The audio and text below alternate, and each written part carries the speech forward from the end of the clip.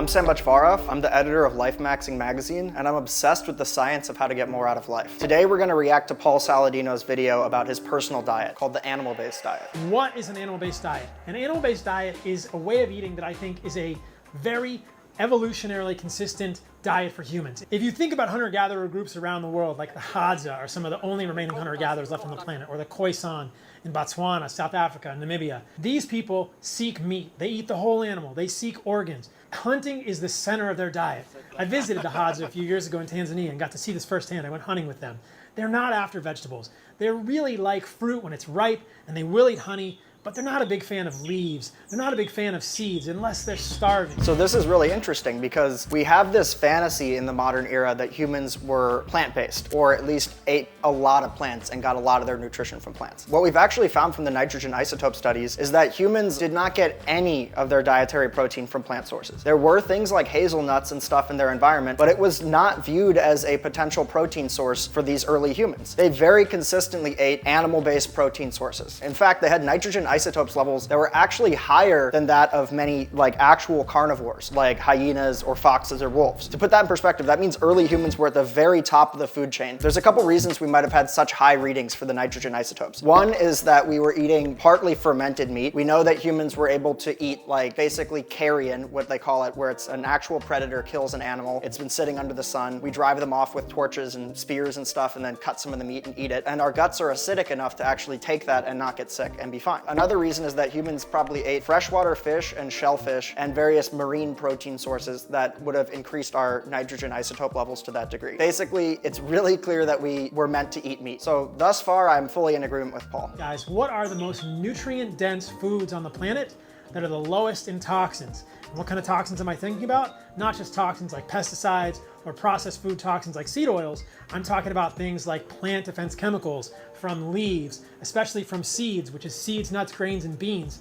I'll talk a little bit more about that in a moment. But the most nutrient-rich food. So this is where I begin to have a little bit of a difference in opinion from Paul. He is correct that plants do have defense processes and that many of these rely on chemicals. Now, he's also right that there is a subset of the population that's very sensitive to these plant defense chemicals and actually does seem to have a overall increase in health when they remove these plant compounds. That said, I think that there's a lot more nuance here than to just say, hey, plant defense chemical equals bad. I do think that in general, seeds, there's a reason why we currently sprout seeds. When we sprout seeds, it does reduce a lot of these defense chemicals that in a seed format, we don't necessarily want. That said, for example, there's a very common defense chemical that broccoli has that sort of is a dividing line in this animal-based versus more omnivorous community. It's called sulforaphane, and the heavily carnivore animal-based people say, hey, sulforaphane is a plant defense chemical. It is actually really bad for you. It's not something that you should eat in this, optimized minimal toxin diet. There's a lot more nuance in the research here. For one, the same process that makes this something that is a defense chemical for plants actually confers a benefit for us. So basically, out in nature, when broccoli is chewed on by an animal, or if we just cut its leaves, it essentially takes these two compounds that are stored in different compartments in the plant and lets them out and very rapidly forms sulforaphane. We don't exactly understand the role it plays in broccoli, but it's likely to be a similar role to what it plays when you eat this and you get sulforaphane in your own system, which is essentially that the molecule itself is what they call reactive. And so it very easily reacts to these different specific proteins. And in humans, it's associated with improved longevity because it activates this one pathway called the NRF2 pathway. And basically that activates a lot of different longevity mechanisms. And so the same reason why broccoli likely produces it is the same reason why it has health benefits. So it is a defense chemical. He's not wrong about that, but he's very much in the camp where he views plant defense chemicals as inherently a bad thing. Now, I think of it in a different perspective, which is essentially that there's a lot of different lines of evidence that suggest that plants have some degree of sentience and that a plant defense chemical is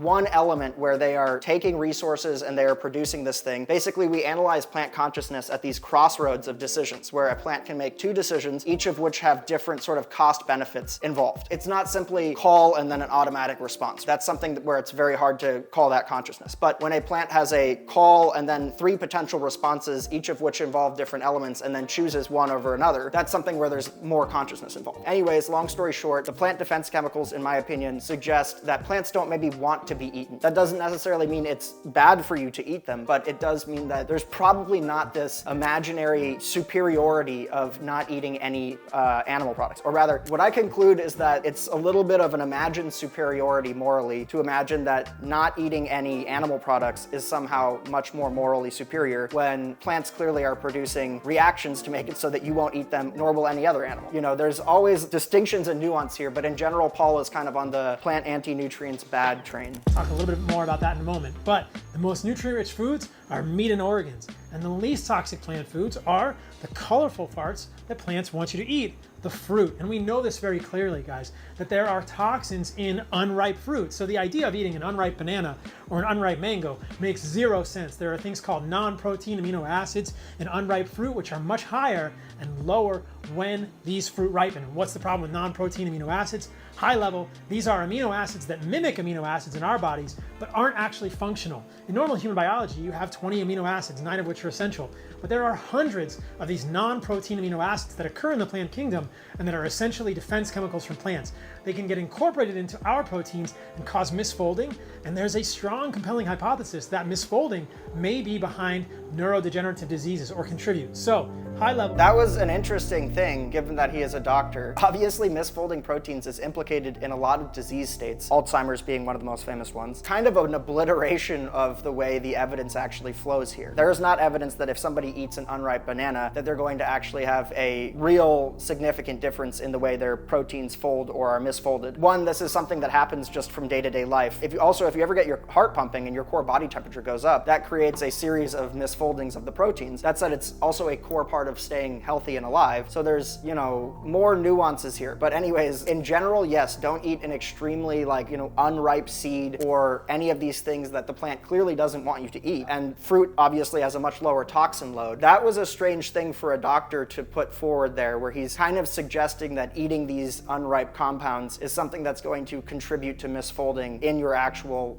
real life. Basically, that is kind of weird though. Like the whole misfolding thing is like, if you exercise, you get misfolding of proteins, and then your body produces heat shock proteins to make sure that they can sort of correct these misfolds that occur naturally all the time. That was a weird thing where he's trying to make it seem like this one thing, which is how often are people consuming enormous quantities of unripe bananas that are truly unripe, not at the grocery store and still not fully brown or something Unripe fruit, not great. Seeds, which also contain non-protein amino acids, not great. But meat and organs, very nutrient rich. Fruit when it's ripe, great. That's why you crave sweet things.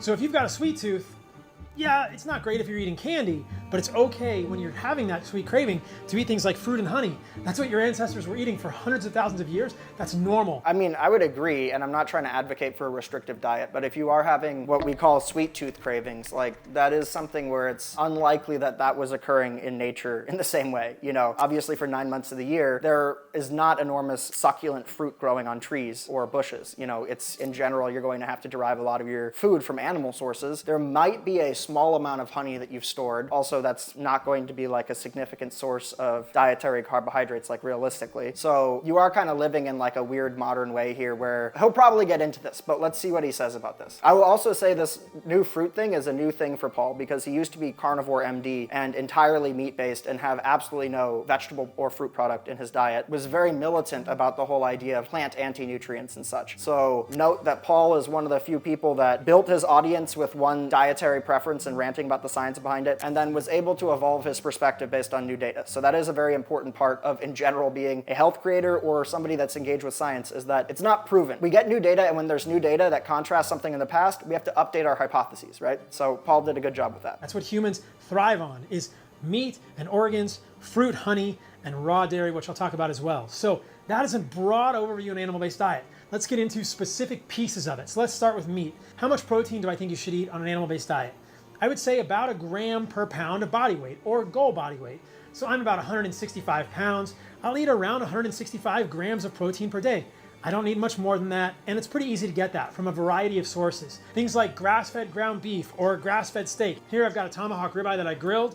It's going to be easy to get to 160 grams of protein between raw milk, and steak in a day. That's your protein. Think about protein first. Getting bioavailable protein from animal foods will help you stay full throughout the day. It'll help you with energy, it'll help you with libido, and meat is an incredible source of many unique micronutrients. I will say, while I haven't agreed with Paul about everything, he is pretty much dead on with this. It makes or rather, animal-based forms of protein are vastly more bioavailable. Basically, bioavailability means you can get more out of the same quantity. If you have a handful of chickpeas and you have a handful of ground beef, and you eat the handful of ground beef, you're gonna get way more protein and more nutrients out of that same quantity versus the chickpeas. That's, in a very bird's eye view, what bioavailability means. That are very difficult or impossible to find in plants. But to complement that meat, you need a few things. So you've got your muscle meat, you need two things to complement this. You need a bone broth. So this is a homemade bone broth. So this is funny. I didn't actually expect him to say this. Long before Paul had such an enormous audience and long before I ever created social media content, we DM'd back and forth for a few months about a bunch of different topics. And I actually challenged him on the bone broth thing and then he ghosted me. He has for a long time advocated for drinking bone broth every single day. Now, the interesting thing though is that bones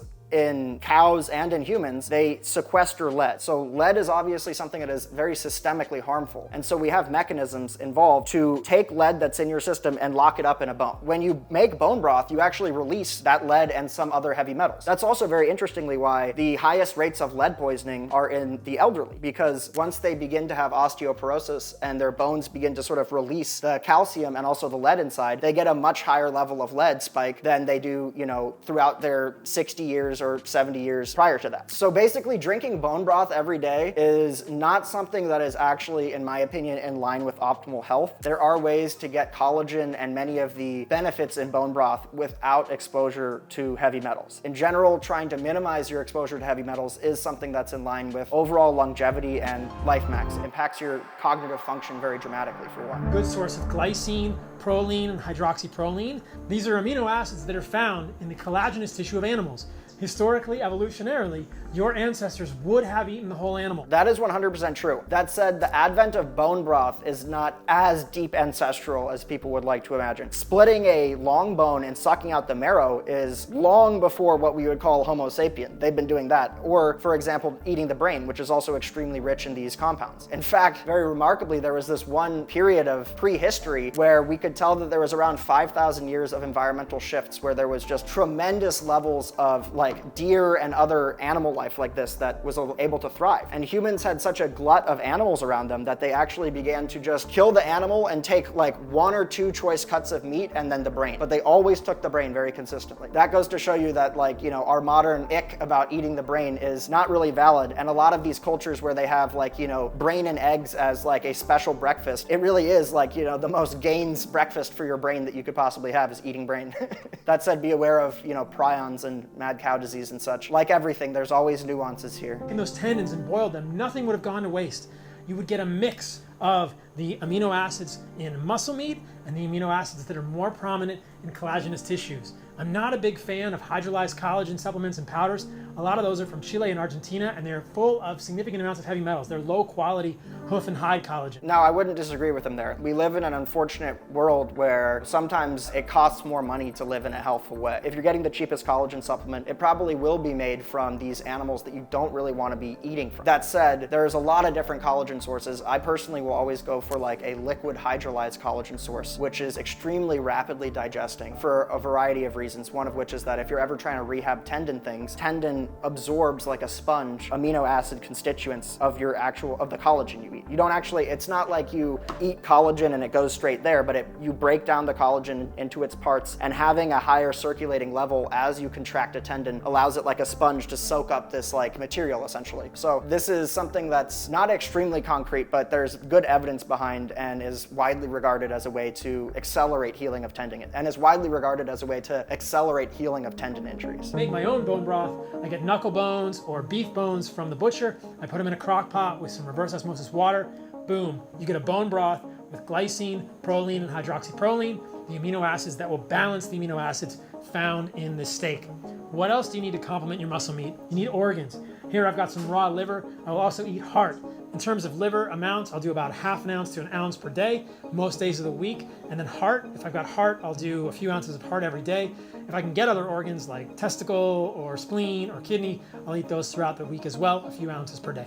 organs have micronutrients that complement the micronutrients in steak. So bone broth complements the amino acids in steak, organs complement the micronutrients in steak, things like vitamins and minerals. Steak is a good source of vitamin B12, iron, vitamin K2, and things like B6 or pyridoxine. But liver has minerals like copper, which balance the zinc. It has folate, it has riboflavin. Those are not found in any particular amount in steak, and it has many other micronutrients and vitamins that will complement. Paul is correct about this in general.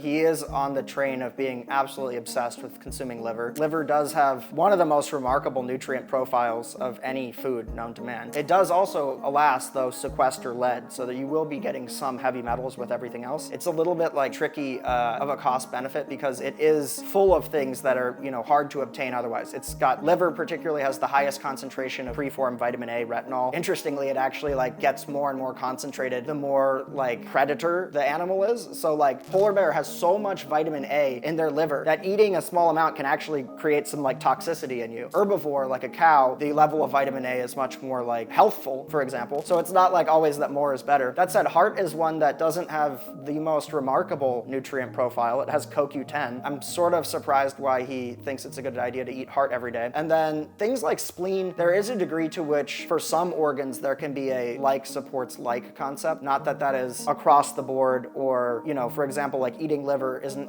inherently great for the liver, but the most famous one is thyroid, right? Current modern synthetic thyroid medication replaces the dried cow thyroid that we used to consume as medication. And so that is something that people still do. You shouldn't mistake that for the idea that it is purely a like supports like, then you're getting a little bit into pseudoscience. So liver and heart, organs in general, these are essential to balance your muscle meat. So muscle meat is at the center, but you should complement that with a bone broth and with organs, either fresh or frozen. I eat a lot of frozen liver. And if you can't get frozen liver, if you don't want to eat raw liver or raw heart, or you don't want to get fresh organs at all because they gross you out, you're not used to it, look guys, I'm so proud of what we built at Heart and Soil. This is a valid plug for his product, but the funniest thing about Paul Saladino and his Heart and Soil product was that there was a long period of time where online Liver King and Paul Saladino were duking it out and basically slandering each other's brands and being oh, this one is better for X, Y, and Z reason. Hilariously, Liver King owns both of them. So I was that dude is a very clever businessman because he's creating all this controversy where he's at the center of it, and yet he owns both companies. So everything flows back into his own pocket. So.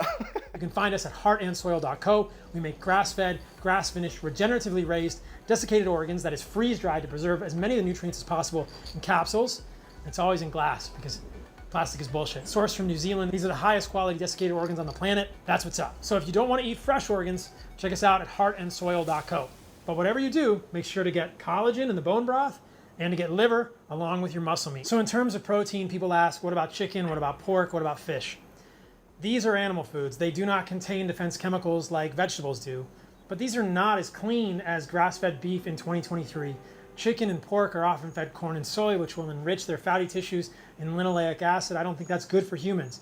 That's the 18-carbon omega-6 polyunsaturated fatty acid that occurs in seed oils that I think is problematic for humans when it accumulates. So a little bit of chicken, a little bit of pork, fine, especially if it's lean, but I would not make chicken and pork the majority of your diet because it's very hard to find these foods that are not fed corn and soy. Fish, it's just not my favorite, guys. Even if it's wild, it's gonna have significant amounts of heavy metals, PFAs, which are forever chemicals, endocrine disruptors. This dude is really cherry picking here because he's pitching bone broth, which literally extracts heavy metals from bone. But then he's claiming that wild salmon is going to be very rich in heavy metals and thus you shouldn't eat it. That is not something that I would be aligned with. I'll say two things, one of which is that we live in an environment in 2025 where microplastics are in literally everything. That said, wild fish has a great nutritional value and is not something that you should dismiss because it has heavy metals in it, while also, heavy metal broth. And that said, I love bone broth. I'll drink bone broth all the time. But when you consume something daily that has heavy metals, you have to be aware of how that accumulates and that it can actually impact your health. Microplastics, it's just polluted in 2023. It doesn't mean you can never eat fish, it just means,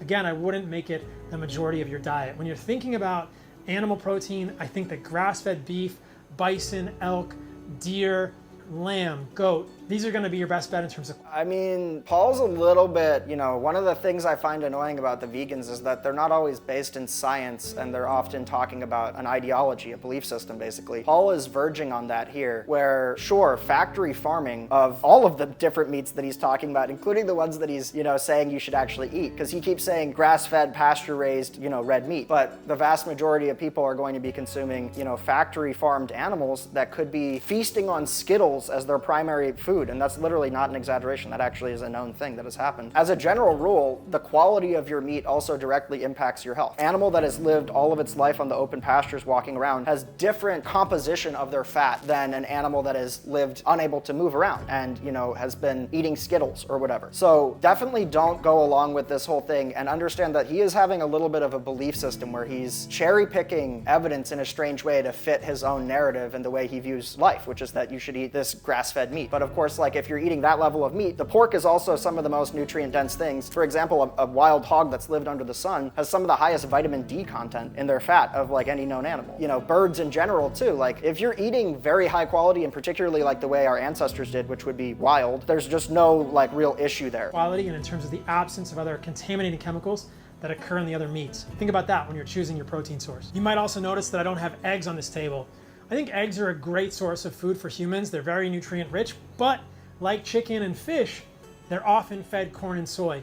And we know that when chickens are fed corn and soy, they make eggs that are much higher. This is also surprising because, the egg yolk itself is the building blocks of life. So it has virtually all of the essential nutrients that you need in an egg yolk. So I've been wondering why he hasn't talked about egg yolks, and I assumed that overall it was because of what they call histamine intolerance, which is where if people are sensitive to histamine, they typically don't like to eat eggs. They also typically don't like to eat meat in general because meat's high in histamine. That doesn't seem to be his reason, and he seems to have a very strange bias here where he's avoiding talking about the scary reality of factory farming, which makes all of the things that he's recommending bad. And also the other side of it, it's that you get this very high quality, close to nature food source, but then all of the foods that he's just dismissed are very healthy if you get it in the same way that he's recommending you get your food generally. So in linoleic acid than their cousins that are not fed corn and soy. I don't eat eggs unless I know that they are not fed corn and soy, that they are truly pasture raised. If you want to eat eggs, be aware of this and select something that is organic, pasture raised, and corn and soy free. It's difficult to find good quality eggs, but I think they're a good source of nutrition on an animal-based diet. What else? Let's talk about carbohydrates. I've got a bunch of fruit here. I've got fruits that I normally eat in a day. Watermelon, orange, I'll make orange juice. I got mango. I've got some local glyphosate-free honey. I've got a coconut that I'll drink for coconut water. That's gonna have carbohydrates. I've even got a squash here. This is a fruit. You think of it as a vegetable, but this is a fruit. Why do I favor fruit as a source of carbohydrates? This is easily digestible, and there are very few plant defense chemicals in ripe fruit, even lower than what you find in starchy forms of carbohydrates. I'm not a fan of grains at all. These are things like oats, wheat, and all of these contain non-protein amino acids. When it comes to carbohydrates, I think that one of the big mistakes people make on an animal-based diet is not getting enough of them. You want to get at least 150 grams a day, and if you're more active, up to 300 grams a day. I don't disagree about the carbs. You shouldn't restrict carbs if that is something that makes you feel good. I've at different points in my life had extremely low carb diets, higher carb diets. I'm currently in a higher carb period. He makes a very strange distinction here, which is grounded in his belief systems and not actually science. Virtually all of the vegetables and fruit that we eat today, or that you'll find in the grocery store, didn't exist 600 years ago. There was an ancestor that existed that was much, much more difficult to eat, whether it was because it's much lower sugar content, full of seeds, full of different anti-nutrients that we've then sort of bred to lower levels. Regardless, a zucchini or a potato or garlic, any of these things are also a similar thing to fruit, where they are something that is built out by the plant. I guess there's some degree of distinction here. Do not fear fruit, guys. There is so much good research in humans that fruit is healthy for you. There's really no evidence that fruit contributes or causes problems in humans, not fatty liver, not diabetes, nothing. If you have diabetes, if you have insulin resistance, think about this. You may want to lower your carbohydrates a little bit. You're still going to benefit from having them in your diet.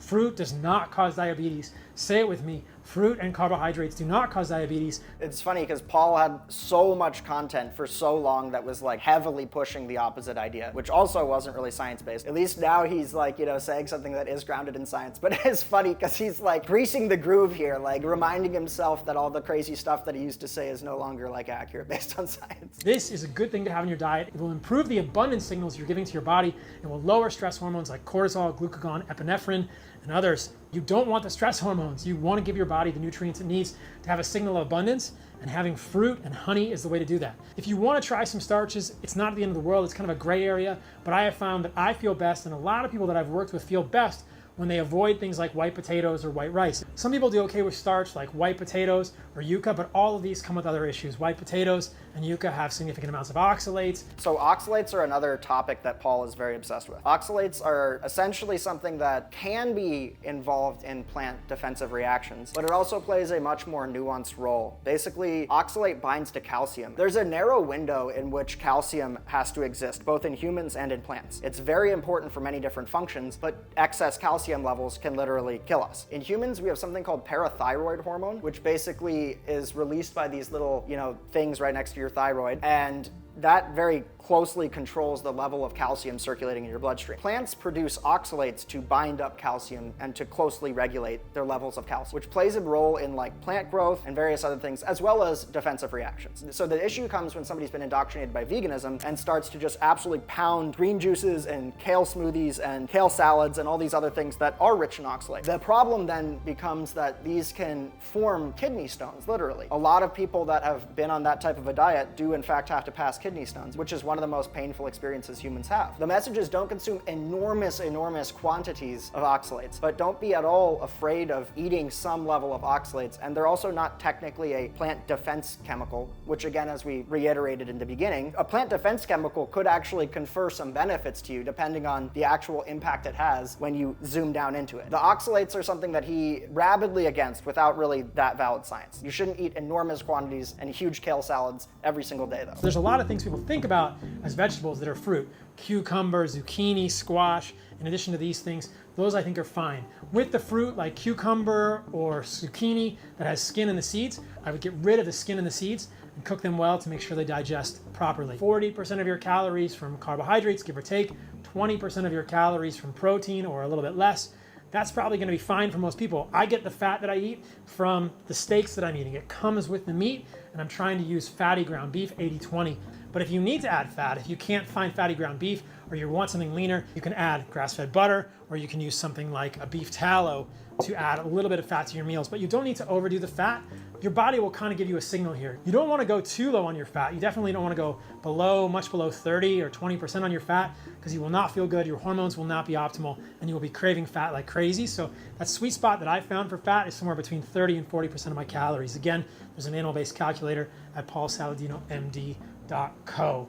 Raw dairy is something that I've added the last few years of my life. It's been a very valuable thing for me. I'm a huge fan of raw milk. This is raw goat's milk. If you can't find raw milk where you are, look at realmilk.com to find a farmer near you who may have a co-op that you can find raw milk. I found that even with a history of being lactose intolerant, over time I was able to drink raw milk. I gradually increased it, but raw milk contains bacteria that can populate your gut and can digest their own lactose. If you're lactose intolerant, do not fear, just find some good raw dairy. If you want to, experiment with this and gradually include that in your diet. And you'll probably be able to do things like milk or even raw cream, but raw matters, guys. I do not include pasteurized dairy in my diet. I think that once you pasteurize milk and cheese, it has the potential to become much more immunogenic. So this is a raw cheese. That is a Parmigiano Reggiano. I would say, Paul is the MD, and that's what he's saying. And so I think one should take that on a case-by-case basis. There are potential risks of raw milk, but there's also a lot of flowing success stories and people that advocate it very strongly. Raw cheese is a bit different because cheese undergoes a variety of processes. The end product is not the same as the beginning product. So you can eat raw cheese. I've never encountered any sort of worry about eating raw cheese in terms of it impacting the immune system. Drinking raw milk varies depending on the situation. There is a reason why pasteurization is so widespread. You can get certain illnesses that you don't really want to get. Now, will you get them? Who knows? The pasteurization eliminates the possibility. It also potentially eliminates various things that could be healthful, but it's sort of a cost-benefit analysis and how you want to, go about your own health decisions.